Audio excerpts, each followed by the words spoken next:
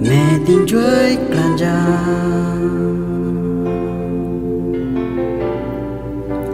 ram ra cô bên bờ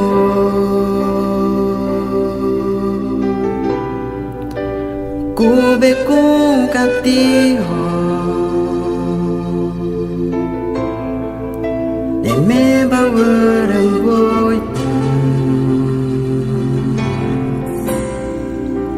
mẹ tin chuối clan cha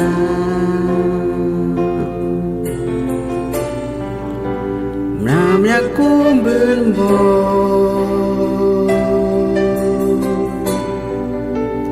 cô bé cô cắt ti họ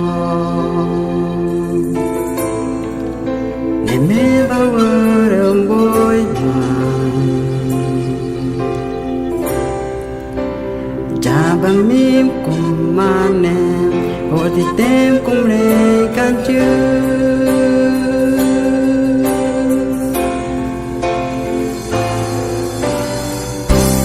yeah yo jambo jamba mím cùng mà nhớ yêu tình yeah yo jambo cái quan chơi mà yêu tình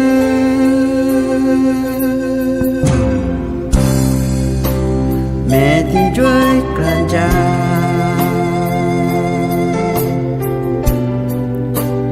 làm ra cô bên bờ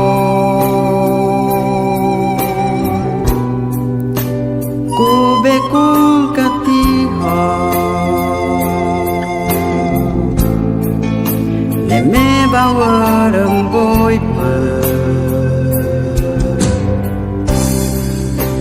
mẹ tin chuối clan cha